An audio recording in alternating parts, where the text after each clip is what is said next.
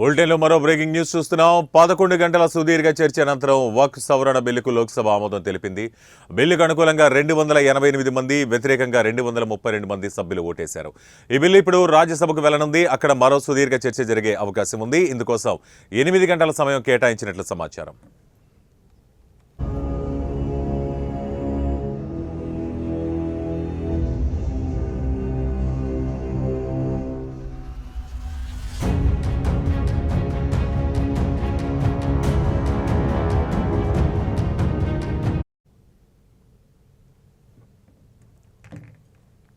ఇక గత ఏడాది ఆగస్టులో ప్రవేశపెట్టిన బిల్లును పరిశీలించిన సంయుక్త పార్లమెంటరీ కమిటీ పలు సిఫార్సులు చేసింది. ఈ సిఫార్సులను పొందుపరిచి ప్రభుత్వం సవరించిన బిల్లును తీసుకొచ్చింది. ఇక ముసల్మాన్ వక్ఫ్ బిల్లు 2024 కూడా లోక్సభలో ఆమోదం పొందింది. ఇక లోక్సభలో దాదాపు 12 గంటల పాటు చర్చ సాగింది.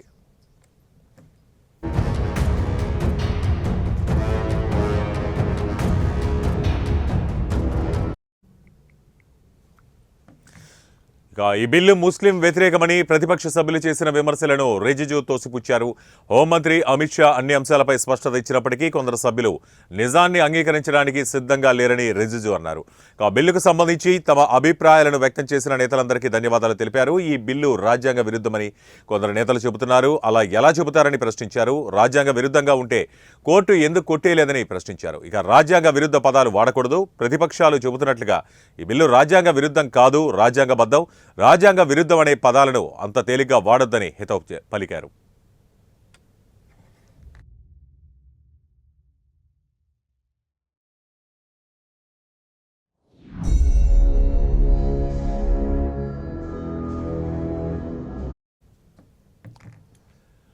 ఇక ఈ బిల్లు 1995 నాటి చట్టాన్ని సవరించడానికి ప్రయత్నిస్తుంది. భారత్లో వక్ఫ్ ఆస్తుల నిర్వహణను మెరుగుపరిచేందుకు ఈ బిల్లు దోహదపడనుంది. గత చట్టంలోని లోపాలను అధిగమించి వక్ఫ్ బోర్డుల సామర్థ్యాన్ని పెంచడం, రిజిస్ట్రేషన్ ప్రక్రియను మెరుగుపరచడం, వక్ఫ్ రికార్డుల నిర్వహణలో సాంకేతిక పరిజ్ఞానం పాత్రను పెంచడం దీని లక్ష్యం.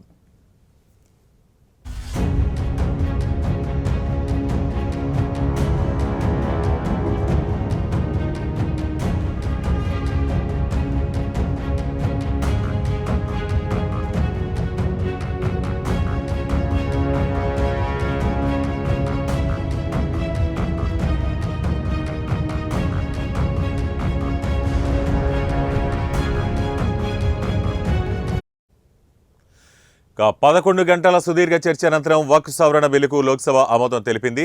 ఇక బిల్లుకు అనుకూలంగా 288 మంది, వ్యతిరేకంగా 232 మంది సభ్యులు ఓటేశారు. ఈ బిల్లు ఇప్పుడు రాజ్యసభకు వెళ్లనుంది. అక్కడ మరో సుదీర్ఘ చర్చ అవకాశం ఉంది.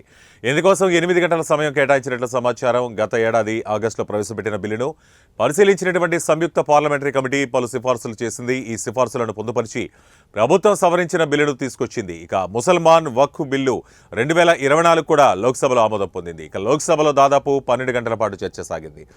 బిల్లు ముస్లిం వ్యతిరేకమని ప్రతిపక్ష సభ్యులు చేసిన విమర్శలను రిజిజు తోసిపుచ్చారు. హోంమంత్రి అమిత్ షా అన్ని అంశాలపై స్పష్టత ఇచ్చినప్పటికీ కొందరు సభ్యులు నిజాన్ని అంగీకరించడానికి సిద్ధంగా లేరని రిజిజు అన్నారు.